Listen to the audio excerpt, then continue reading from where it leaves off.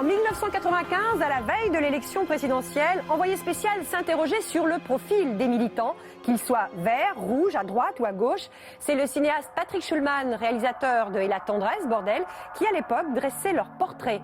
17 ans plus tard, nous avons retrouvé certains d'entre eux.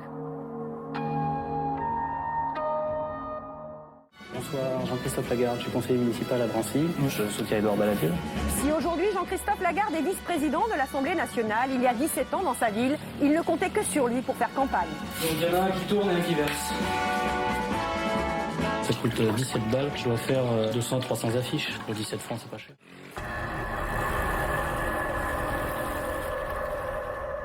À moins de 80 jours maintenant de l'élection présidentielle, nous allons vous proposer la suite de ce reportage consacré aux militants et tourné il y a 17 ans. Mais avant, une question à vous, Thomas Legrand, bonjour. Bonjour.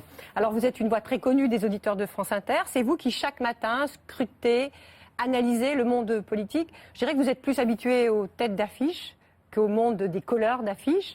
Mais quel regard vous portez sur ces petits soldats de la politique ? C'est vraiment l'infanterie de la politique. Alors, c'est en fait ceux qui font le lien entre ceux dont je parle, ceux dont on parle souvent à la radio ou à la télévision, et puis l'opinion publique. Et donc, ils sont très importants. Mais ce qui est intéressant, c'est de voir que en 17 ans, c'est la distance entre vos deux reportages. Il y a deux mondes. Il y a eu il y a 17 ans et maintenant, il y a eu Internet, une révolution numérique et médiatique. Et vraiment, c'est une révolution. Il y a deux mondes.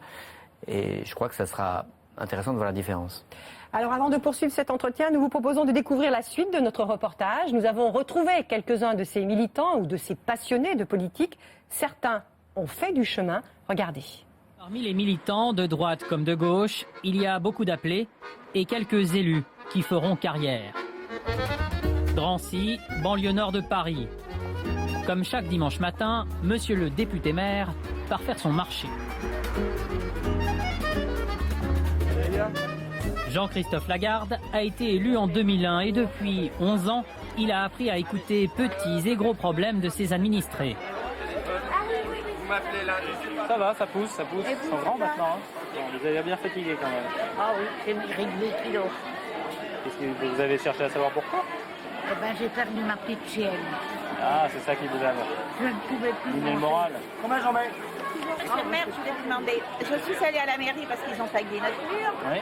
mais c'est pas fait, comment ça se fait? Moi, je peux pas aller faire détaguer votre mur si vous me signez pas une décharge, parce que quand ils nettoient à haute pression, je veux pas qu'après on me dise on a abîmé le mur. Ah Vous oui, voyez ce que je veux dire? d'accord. Donc je vais prendre vos coordonnées et je vais leur dire parce que. Panique, monsieur François. C'est compliqué de faire vos courses. Ah oui. Ma femme, elle sait que quand je fais des courses, si j'ai pas le temps, si on n'a pas le temps, il faut pas que ce soit moi, il faut que ce soit, et encore elle aussi, mais il faut que ce soit moi parce que sinon ça prend.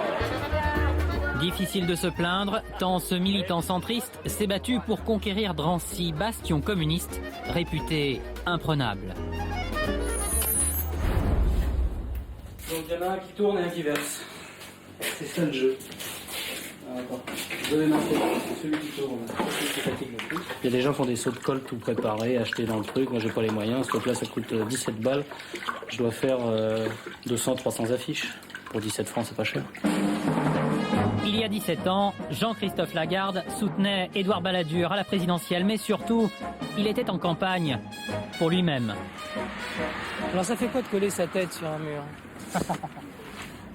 Quand on a collé pendant très longtemps la tête des autres, la première fois, ça surprend beaucoup. Maintenant, au moment de la coller, ça fait plus grand-chose. C'est le lendemain, quand je me réveille, je me dis que je la vois encore, je me dis que j'ai pas passé la nuit pour rien. Parce que des fois, les affiches, elles disparaissent entre le moment où on l'a collée et le moment où on la voit le lendemain. À l'époque, nous avions pu apprécier toutes les qualités chez ce jeune candidat centriste. Tout d'abord, l'opiniâtreté. Ça va être difficile de parler d'élection présidentielle parce que je sais à l'avance qu'elle sera. Excusez-moi de vous déranger, je m'appelle Jean-Christophe Lagarde. Je n'aime pas trop frapper quand j'entends des engueulades. Et un sens consommé de la diplomatie. Non, c'est parce que... Ça, c'est difficile de parler à quelqu'un à travers une porte. Bonsoir, Jean-Christophe Lagarde, je suis conseiller municipal à Drancy et je me présente aux élections municipales. Je soutiens Édouard Balladur, mais bon, que ce soit Édouard Balladur ou Jacques Chirac, je suis à peu près d'accord avec ce qu'ils disent, si ce n'est une question de méthode. Mais son heure n'était pas encore venue.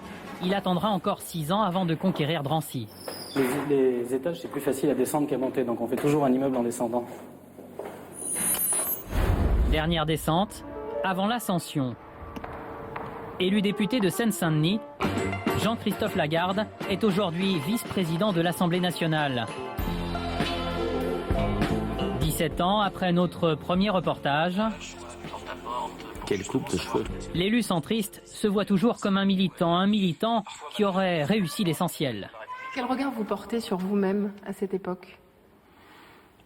Comme n'importe qui se regarde 15 ans après, attendri, mais je voulais tellement faire ça et arriver à convaincre les gens que je pouvais le faire et que je pouvais apporter quelque chose.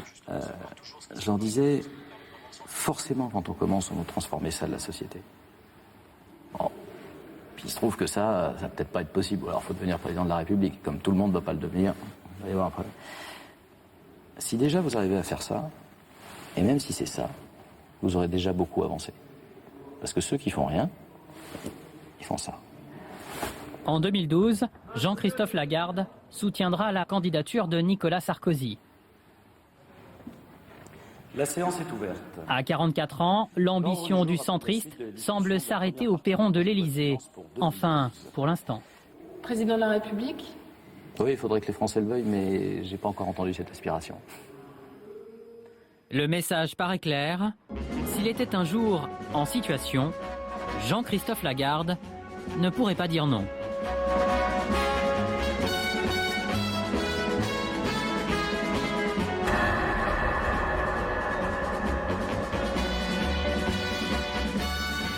Thomas Legrand, vous êtes donc journaliste politique à France Inter, vous connaissez bien ce milieu. Alors, comment vous réagissez à ce reportage? On voit bien que ceux que nous avions suivis il y a 17 ans, simples militants, ont fait carrière. Est-ce que c'est un parcours obligé? Le militantisme amène à des fonctions politiques ensuite? Beaucoup, oui, mais tous les militants ne deviennent pas des notables de la politique. Il doit y avoir à peu près 400 000 militants dans les différents partis politiques en France. Tous ne deviennent pas conseillers généraux, régionaux ou députés, voire vice-président de l'Assemblée nationale. Voilà, ou bien du conseil régional comme M. Fousseret, l'écologiste. Voilà. Mais effectivement, c'est une des particularités françaises. On décrit beaucoup la politique en France, mais beaucoup d'élus ont commencé à la base, même des énarques qui rentrent dans la politique par les cabinets. Souvent, ils sont aussi militants, ils ont collé des affiches. Je pense que Nicolas Sarkozy, qui était président des jeunes gaullistes, il a collé des affiches. Alors lui, il est rentré par le biais un petit peu des couloirs de Neuilly. Il a d'abord intrigué pour pouvoir être maire de Neuilly. Mais les hommes politiques, le personnel politique en France est très largement composé de gens qui ont milité à la base. Il ne faut pas l'oublier. Également sur notre adresse france2.fr. Bon après-midi.